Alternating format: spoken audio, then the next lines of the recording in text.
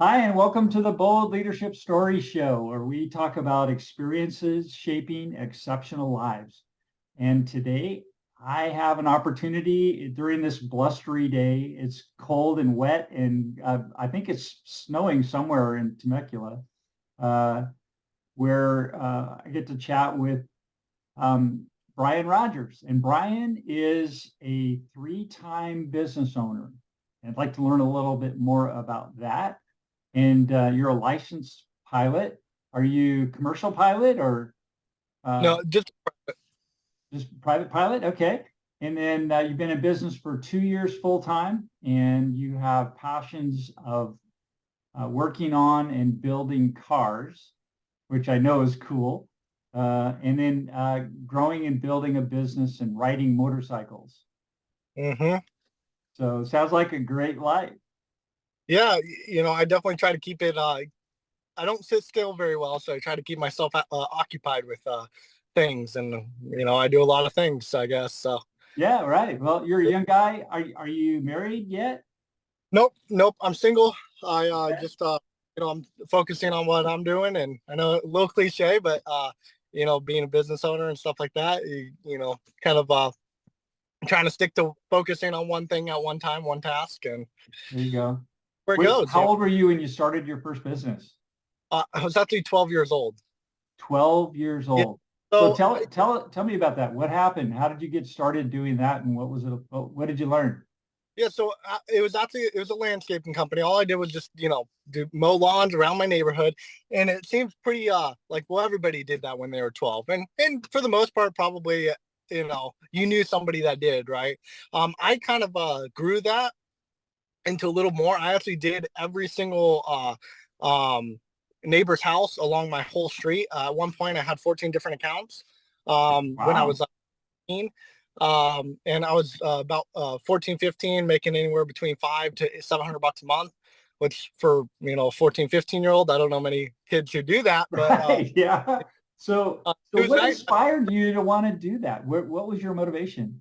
Because I So know at that age I was playing baseball or doing, out goofing yeah, around and hunting snakes and walking in the creek and, climbing trees and doing crazy stuff. yeah. So So, I did all that stuff too.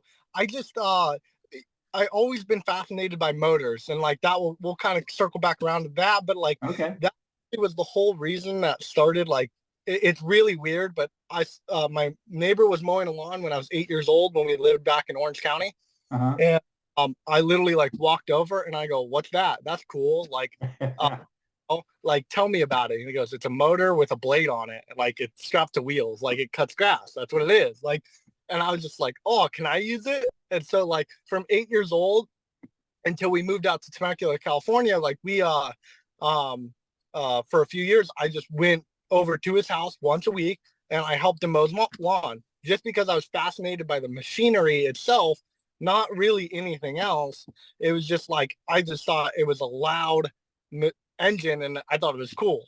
hmm Uh, and so uh, and then it kind of went into when I moved out to Temecula, weirdly enough, it was like a year later, a new neighbor across the street. So we lived in the house for about a year.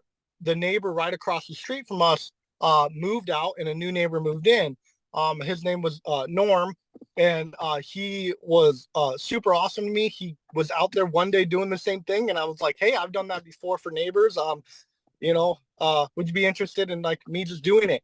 And like I didn't even do it for I didn't ask for money, didn't do it for anything. I just was like, hey, I just would like it'd be kind of cool. I was 11 years old at the time, it'd be kind of cool to mow your lawn.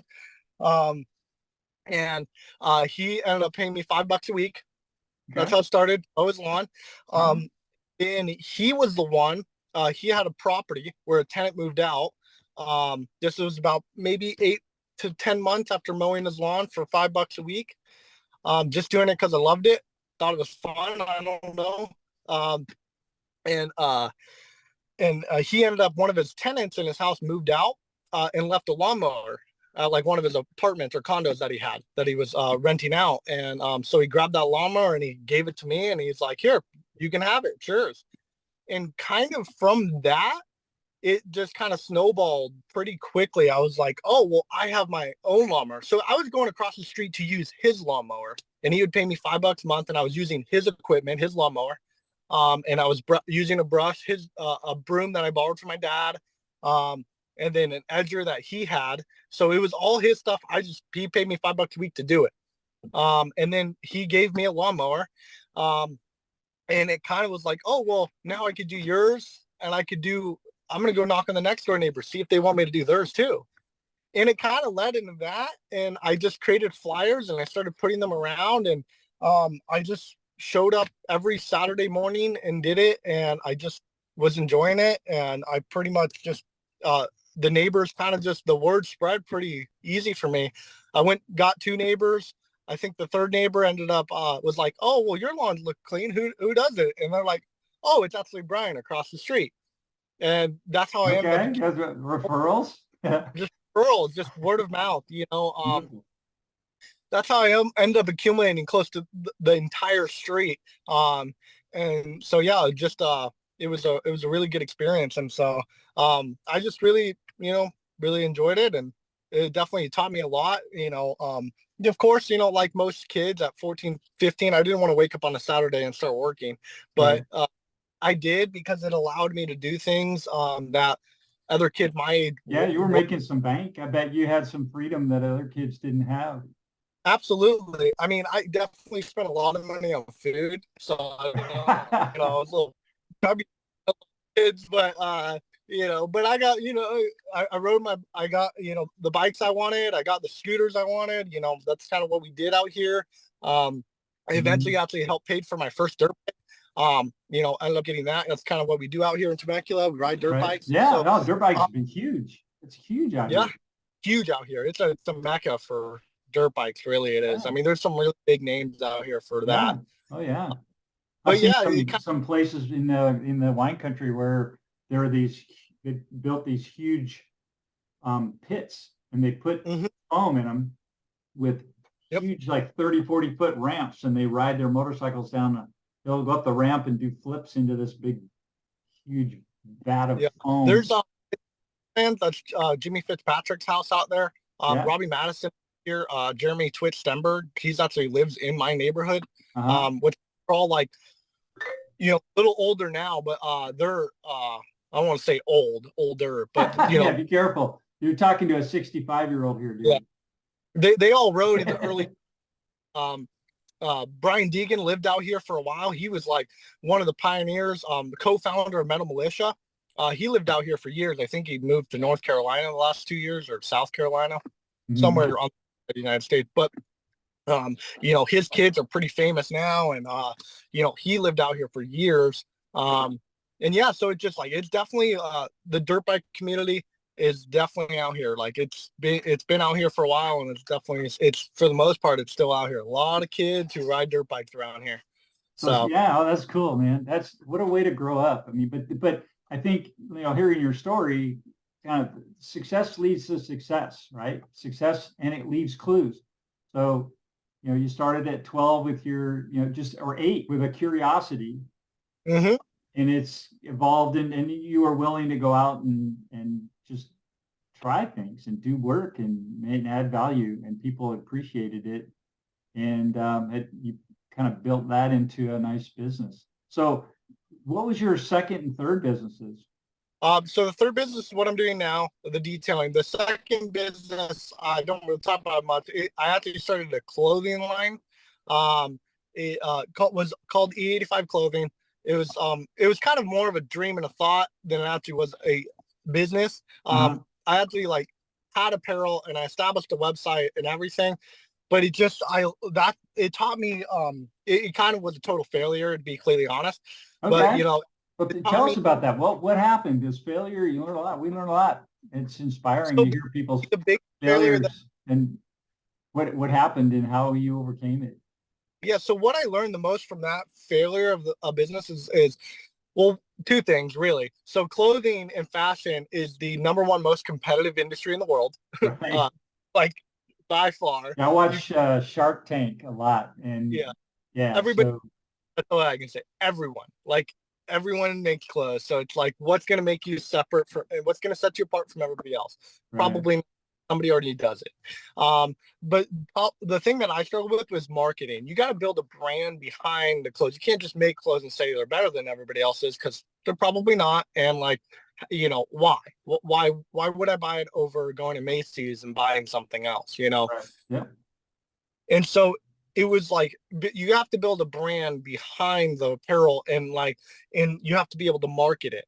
You could really have the best clothes in the world. You'd be making the best clothes in the world, but if nobody knows who you are, you'll do zero in sales your first year. I mean, you have to build a brand that is credible and people know, and market it so more people know it. And that was where, like, I didn't have a brand that meant anything to anyone besides me, and I didn't market it the appropriate way. So, from those aspects, it kind of it completely failed. I made zero money. But how old were you when you learned that lesson? 19. Okay. 20. Yeah, no, 20 There's years. some people I know in their 40s that still haven't figured that out. Yeah. So, Well, I mean, that's a good lesson to learn early. Yeah, How did you absolutely. parlay that into your next business? What was your next idea? Well, that's your current business, right? So my next idea is my current business. And Okay. that's just a true passion project. So I really started, I love cars. Kind of going back to that 8-year-old curious about a motor on a lawnmower. Like it just, I've always been fascinated by anything mechanical, anything with a motor, anything with wheels. It's just like anything like that. I rode bikes growing up, dirt bikes. I played the ball sports too, football, baseball, soccer, but what really attracted my attention was I raced BMX, and I rode freestyle BMX, and then I went into and then through high school I competitively rode mountain bikes, and I actually raced state 2 years running. And I was not great, and I maybe good at mountain bikes, Uh-huh. but I did that for 4 years competitively. And then, I've always rode dirt bikes as a hobby. And it's just basically anything with wheels, anything with motors, just always been fascinating to me. And that kind of lead me into my next hobby, which was cars. So cars just kind of like, I was like, oh, well, dirt bikes are cool.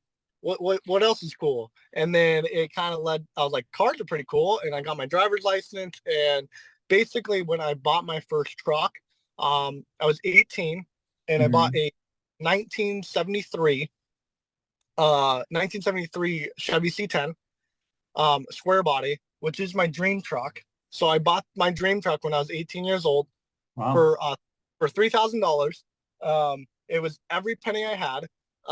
And I was working at Carl's Jr. at the time. I just got the job like the summer prior. Um, and that's and basically I bought that truck, and I just was like, I started tinkering with it, but I was so scared. It ran out of gas on me one time to work, and I basically parked in front of my parents' house, and I never drove it again for like the whole 8 months longer. I owned it for almost a year. um and I just never drove it because I was so scared it was going to break, and I couldn't afford to fix it, nor had the knowledge to fix it. So I did little stuff like I patched the panel, that had a little rust, and like I started taking some paint off and started like primering it. And so like I honestly made it look worse than when I even got it. But I was starting the process of dipping my toes into like the automotive world, and like the do it yourself, or I don't YouTube mechanic, I guess. But and that kind of is where that initially got sparked. I was like, wow, this needs so much work, and like I want to be capable of doing this one day. And so out of fear, I ended up selling that truck. It just like it needed too much work. It needed that I just simply wasn't set up or ready for financially and physically and knowledge wise. I just didn't know how to do it. And I just didn't necessarily, because I was in school, have the time or the money to learn how to do it.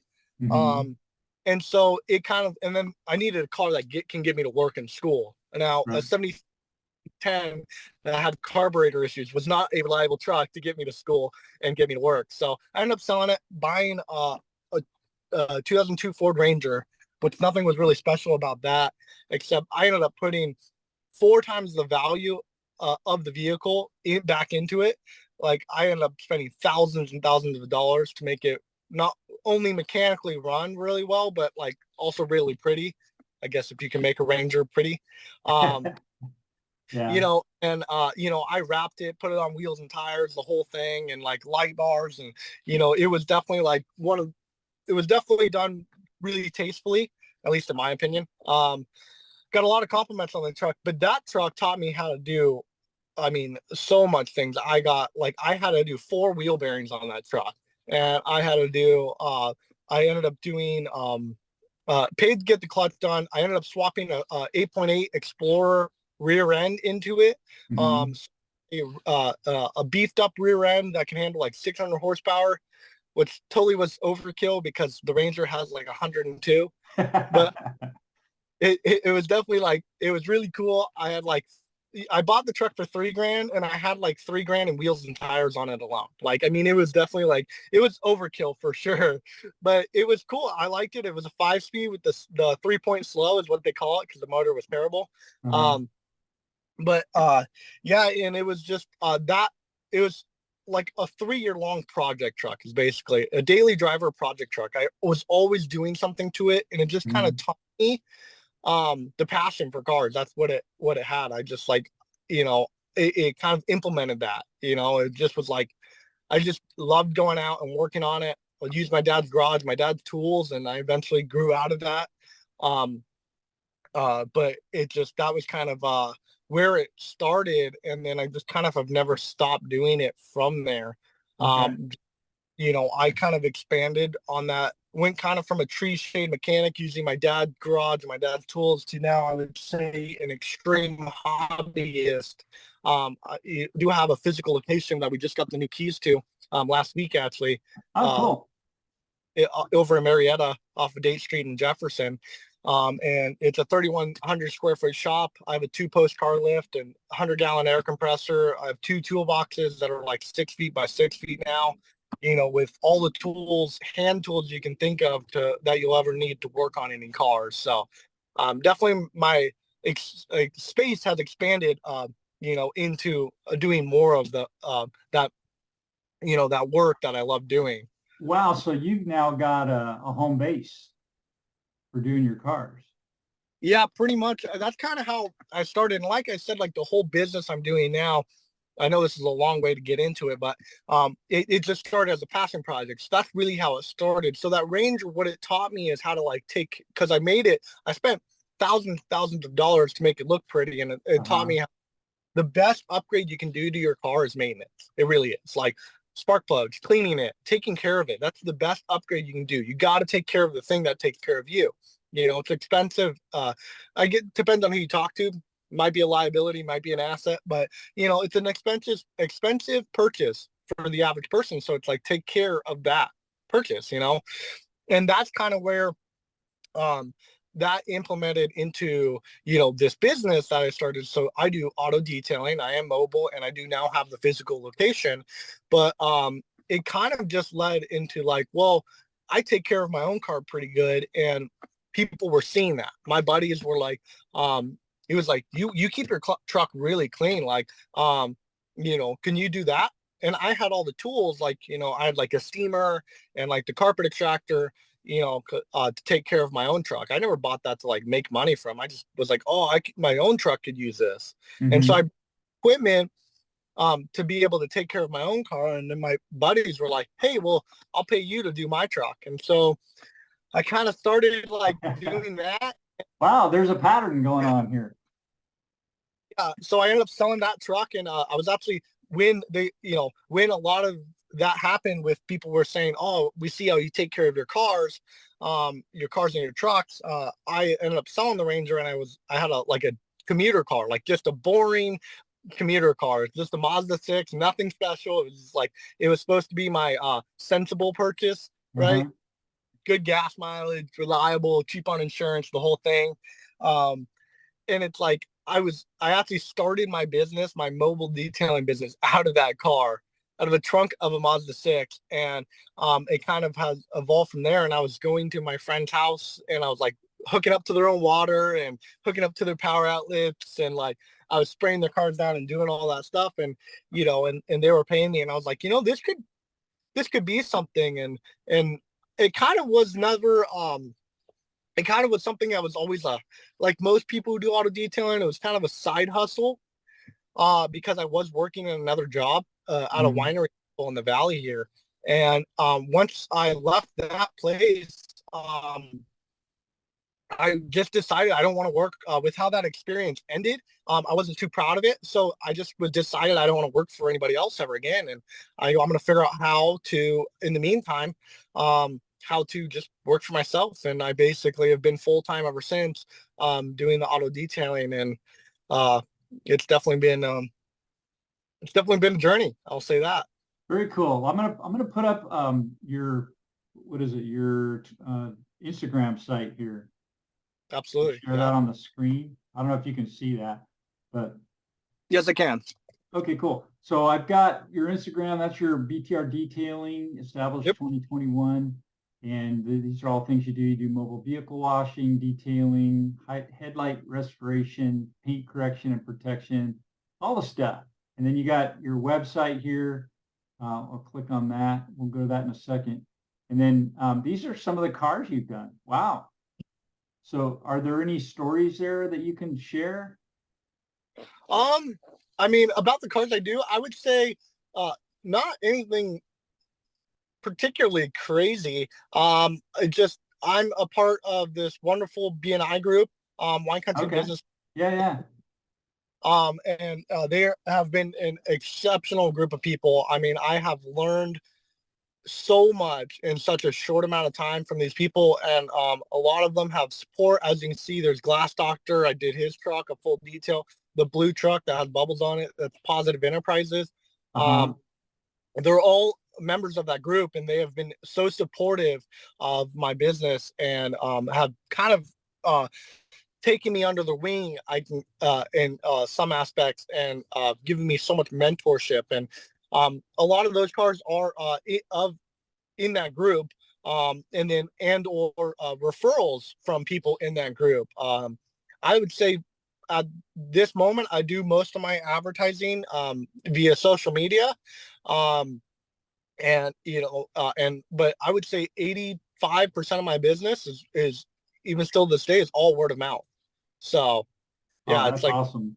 Yeah. referral group, and just kind of talking to people, and the clients I do, and then them telling other people about my services. And it just kind of like the landscaping, or gardening, however you want to word it. But it was just, oh, who does your lawn? It looks good. Well, Brian. It's like, who does your car? Your car looks clean. Like, I think I saw a truck outside last week of your house. Like, was that a mobile detailer? Oh yeah, that's our guy Brian.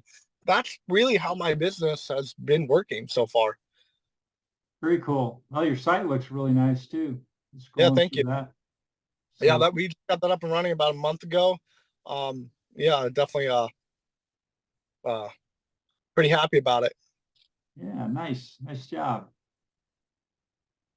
So what's the future look like for you? I mean, you've got kind of recap what we talked about so far. You started at 8 and you with a curiosity and you started Hmm. just getting involved. You found that you were interested in motors and a neighbor had a lawnmower and you just started asking about the motors and then using the lawnmower and just starting to do things and pretty soon people would say, wow, that's a really good job. Would you do that for me?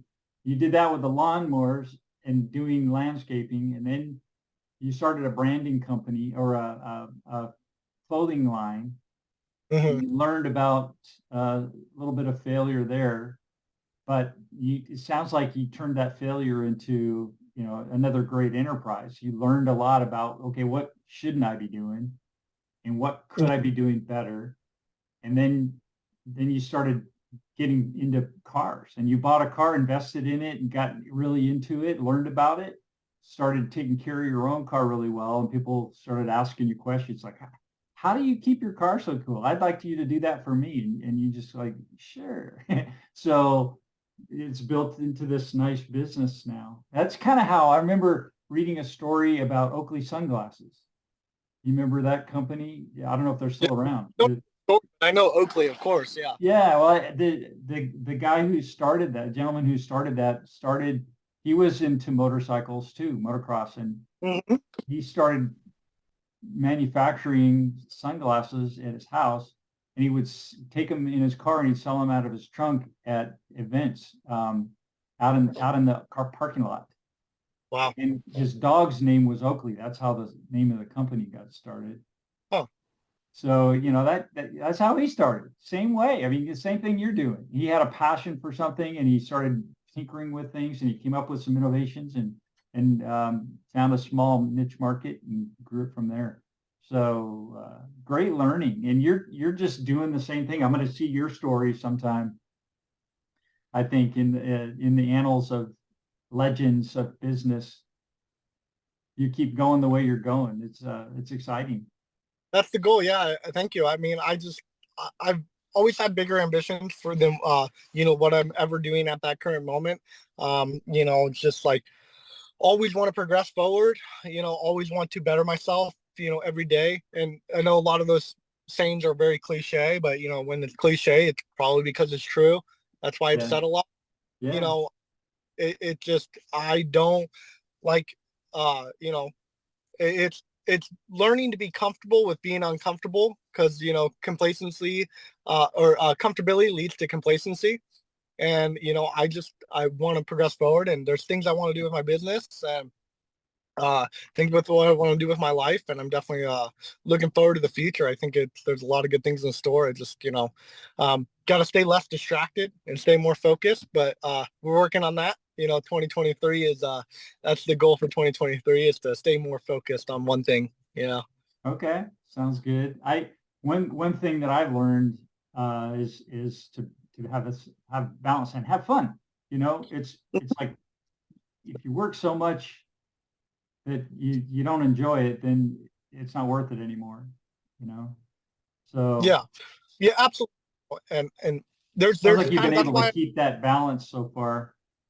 Yeah. So I do have a good amount of fun and I'm able to enjoy it. I've implemented so many things in my life that more recently that it's just you know, I enjoy it all.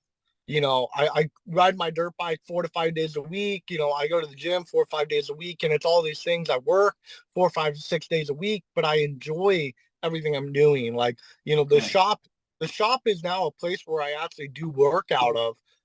But the whole shop originally started as a hobby. I mean, like I didn't do any detailing there or nothing. It was just like a hobbyist mechanic shop. That's what it was. I'm not licensed or insured to be a mechanic. I'm not a mechanic. I'm an Hmm. auto dealer. I'm licensed and insured for that, but like I'm not a mechanic. I just work on I buy cars and I work on my own cars. I don't work on anybody else's, but I just really enjoy doing that. And that's how that kind of started. And so now that I'm in the shop working for my detailing company, but like just one bay over is where my lift is. And that's like where my passion in cars is. And like I can just go tinker on them whenever I want. It's like pretty much every single day I'm doing something that I wanted to do forever.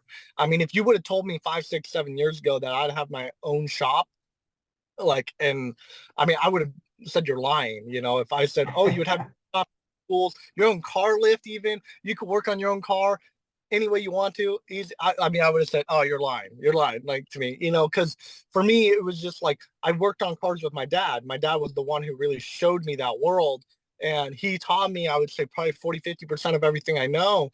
And it just was like, we bought a project car. Well, we bought a car that wasn't supposed to be a project car, but then it broke and turned into one. And it was a great bonding experience for me and my dad, but it just taught me so much about cars. And it really like, my dad always had the car bug, but he tells everybody, he goes, yeah, my son got it a little bit worse. Um, so, it was kind of like, I just, you have to borderline absolutely 100%. I agree with you. You got to stay balanced. There's two sayings that go around that I both kind of take to heart. It's one that says, love what you do. You'll never work a day in your life. I know a lot of people have heard that. But I've also heard from people say, be careful with what you do because no matter what job you do, it eventually one day will just become a job. Right. And it's just like, that's why I don't do the mechanical stuff for hire. I don't do it because like like my dream is not necessarily to be a mechanic. I just love fabricating. I love working on cars. Just love tinkering, like that's what I love doing, like keeping my hands occupied. Um, and I just won't ever do that I've been offered by my mechanic actually multiple occasions to come work for him. And I'm not licensed or a tech or anything. He goes, I don't care. He goes, I'll get you certified and all that stuff. I'll pay for it. I just want you to work for me. I see how ambitious you are in working on cars. Because anytime I can't figure something out, I call him up and I ask him questions and I pick his brain. And he's been so supportive of like the passion I have in cars. And he has helped me out as a hobbyist like nobody else. And he's offered me a job on multiple occasions, but I just can't do it because I'm afraid that if I do it for a job one day, I'll fall out of love with it. And I just, with how invested I am in it, I just can't risk that. So for as long as I live, I will always keep that part of my passion for cars as a hobby. I just, I can't risk losing the passion for it. So. Beautiful. That's such an important lesson. It's inspiring for me to hear you say that because it's I think a trap that a lot of people fall into. And it's just like, yes, I'm hearing that you're not going to fall into that trap. It happens to so many people. There's a couple of books that come to mind. One of them I'm going to put up on the screen here. It's called Play Bigger. It's called Play Bigger, How Pirates, Dreamers, and Innovators Create and Dominate Markets. And it's a story of a consulting group up in the San Francisco Bay Area who work with a lot of the Silicon Valley startups. Mm-hmm. And they've worked with big companies like, Apple and Google and Facebook and Microsoft to help them grow their companies. And it's their story about how they did that. And it's a behind the scenes look, and it sounds a lot like what you're doing. They find people who have a passion, and then they help them take that passion and grow it into, its full potential. And they still have fun. Yep. That's a big deal. They surf every day. They go out to Santa Cruz. They play a lot. And that's why they call their book Play Bigger, because it's not about working more. It's not about getting more done. It's about having the dream and magnifying the value in a way that gives you a lifestyle that you want. And absolutely. So it's so inspiring for me to hear you're actually putting that together for yourself. So good job. Yeah. Well, I definitely, there's a lot of people to thank. I mean, I can't say, I'm self-made by any means. My parents have supported me in so many different ways. And I will say one of the biggest that they really put the time into, that I just consider myself so fortunate for is they really sat down with me and my two older siblings growing up. And they really tried to figure out what we were good at and what we like doing and how they can help guide us to get there. Mm-hmm. And my brother, he's a aerospace engineer. Okay. Now he is government contracted. I don't even know what he does because he can't tell me. Right. But but I'd have to shoot you. Kind of, yeah. It's like, all I know is that like he loves working with rockets and missiles, and that's what he gets to do now. And he always been fascinated by space. Space is the biggest one, Okay. My sister loves kids, and she has 2 bachelor degrees now. She just graduated recently with her second one. And she is a speech pathologist, is what she's studying, and she wants to work with kids to help them, on their speech, which is something I always struggled with growing up, actually. And then, and my mom always knew that like I would be working with my hands. I was always a kid who couldn't sit still. I always loved to talk. And she always knew that like, he's going to do something with his hands. And she kind of guided me like, okay, well, he has a passion for cars. Let's do that. He has a passion for planes.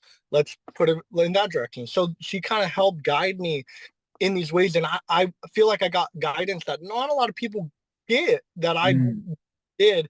And for sure just wouldn't be where I'm at if it wasn't for my family. So I'm very, very thankful for those people I've had in my life, both my family and other mentors who kind of like my neighbor across the street who was like, I see you have a passion for this. Let me just give you this lawnmower. It was probably worth $50. And he just gave it to me, but it kind of, what that led to, who would have guessed? I mean, Right. I still didn't even know what I had until I gave it up. I mean, like, I ended up getting a job at Carl's Jr. I actually did that job for from 12 years old till just about 18. I was 17 when I stopped doing it. Wow. Almost turned 18. And like looking back at it, I was like, I worked 2 days a week and I made how much money? Like, Right. it's like, I had no idea. I just was like, I was just with a kid that wanted to go hang out with my friends. And so it was like, oh, well, I'm 18 now. Like, I don't want to be doing this on a Saturday. I want to do this. Like, you know, but yeah, it's like you live and you learn, and it just kind of, but it led and taught me into, so many things. But, definitely can say I'm extremely thankful for some of the guidance and mentorship that I've had in my life. It's definitely has led me to the point where I'm at now. Beautiful. Yeah. Still work in progress, though. Definitely say I'm not where I want to be. We're still a work in progress. But Hey, that never stops. I'm so still I'm 65 and I'm still growing every day, learning something new. So I never want that to stop. absolutely, always be willing to, I a little like negativity. I did drop out of college to pursue flying. But I never thought that would harm me or be a bad thing. My parents may have disagreed, but they still do. But I always thought that it was not because I didn't agree with education. I want to make that clear. It had nothing to do with that. I actually am so strong in education that I believe is like the whole saying, you learn something new every day, right? And it's like you have to learn something new every day. You have to continue to educate yourself day in, day out to progress forward. And Sure. I'm extremely a big advocate on educating myself and learning. And currently right now it's educating on how to be a better business owner, I have employees now how to be a better employer, educate myself on how to do my craft better. Currently it's every day I'm trying to educate myself to be better than I was the day before at both my business and my personal life. So, I always tell people like college may not be for you. It wasn't for me.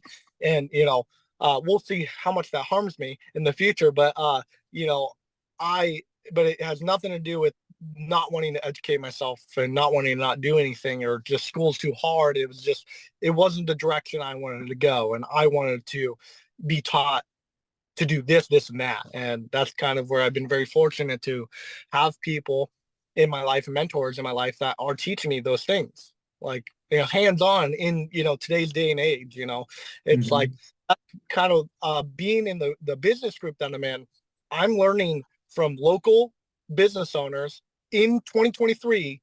They're active business owners now, and they're currently running businesses in this valley. And they're like, I'm learning their experiences firsthand. And I just am like, nothing's wrong with school, but like going and getting a business degree is great. Absolutely great. I won't ever say it will harm you. But it's like learning from a professor who owned a business 20 years ago. It's like, how is that relative to me starting a business now? If that Great makes sense. question. Great And question. so, yeah. And so I just was like, I want to learn from active business owners. That's what I want to be taught by. I want to be taught by those people. And I've just been so blessed with the opportunity to be in this group that I have. It's 75 Wine Country Business Coach, 75 local business owners in the Valley of Temecula. And, there's some very, very successful people in that group. Yeah. And I mean, I think everyone in that group's very successful in their own rights. And a lot of them, just are so open and willing to share their knowledge with somebody like me. And besides one other guy, he's the personal trainer in the group. He's close to my age, but us two, we're the next closest person is about 10 years older than me. Okay. Him and I are quite young in that group, and most of them are 30s, 40s, 50s, even 60s. And, it's like, but they have just kind of been like, I always was insecure and walked in that group. I was like, oh, I'm just a kid. Like, what are they going to think of me? But they have been so opening and willing to teach me. And, I just have gone in open-minded, and I'm like just trying to be like a sponge and absorb it all. And I think one of the best keys of advice that I can give anybody who's a young business owner is 100% go in to the room. Don't act stupid, but nothing. Be willing to absorb and learn as much as you can. Don't think you know anything, because, at one point when I was working for somebody, I had a pretty high ego. I thought I was the guy because I was just doing good numbers and whatnot. But like looking back on it, I was like, I knew nothing. I know nothing about running a business. I know nothing about this. But because I kind of went in so open-minded, and they saw my eagerness to learn. They were willing. And I just, it has done so many things for me. I consider myself extremely grateful. So. Excellent. Well, it sounds like you've discovered a good balance and a good mix for success, and having, enjoying life and just being, who you are, and Absolutely. not having to be, someone else in a job. I spent many years in corporate sales, and I kind of evolved into a chameleon where I would be someone else on the job, really, and it sucked. It sucked, and so I'm pleased that you're taking a stand and saying, hey, this is what I want to do, and this is where I'm headed, and you do it, and you get it done, and you learn from you get bruised once in a while, but you learn from it and you move on. Absolutely. Yeah, so that's great, very inspirational. Thank you. Yeah. So yeah, thank you so much for being on the show. Our time is almost up. I've got one more question for you. You got a couple minutes? Absolutely. Yeah.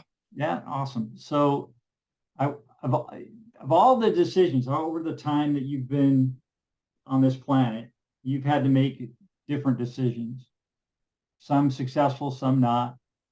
Of all the decisions that you've made, what was the boldest one, and what were the consequences?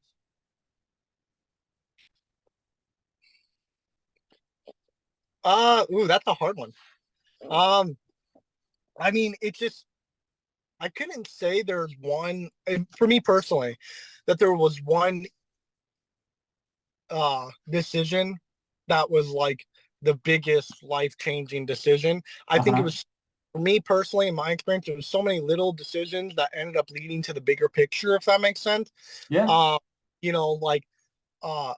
Me and my previous job parted ways on unfortunate circumstances, but it kind of, it led me to make the decision of, well, I don't want to go do that again for somebody else. I'm going to go do it myself. Me leaving school and kind of going like, I'm not going to stop educating myself, but I want to go do a different avenue and learn in the real world. And that kind of led me to, my business, but it also led me to my pilot's license and learning how to fly. And I'm continuing to pursue that career as well. And so it's just like, all these small decisions have led me to bigger things. And different avenues, if that makes sense. But, I can't say like one decision kind of like, I moved across the country and that changed everything for me. That I haven't had that experience. So, okay. So yeah, I mean, maybe That's I don't probably a good thing then. But, just in my experience, a bunch of smaller decisions that led to kind of a bigger picture of where I'm at now. Yeah, well, I'm seeing progression and success, and it's like success is progressive realization of a worthy goal, right? So it's not instant success. It's never overnight. It takes time and energy and money and investment. Absolutely. Not necessarily money, but definitely takes heart. Takes effort. Takes effort. Yeah. Mm-hmm. But yeah, I mean, I know a lot of people who I look up to and I consider extremely successful, and you hear them talking, they're like not even close. They'll tell you openly and admittedly, oh, we're still trying to figure it out. I'm like, you're like 50 and worth a lot of money. And they're like, no, we're still figuring it out ourselves. And like, it's a never ending, progression. Like you just said, I mean, I think success is defined by different people. I don't consider myself even close to successful. But I think but I consider myself fortunate for being able to pursue the journey to get there. But, I think with my mindset, I might never ever hit that point. I might get to the point where, okay, well, what's next? Let's work towards that. All right, let's over here. Let's work towards that. And I talk to a lot of people that I look up to, and I'm like, you're successful. You are successful. I mean, and they say, no, I'm not even where I want to be. Like, we got plenty of work to do. So it's definitely, I think the definition of success is different to each person, right? Sure. Yeah. Well, unfortunately, I think our time is up. Going to say goodbye.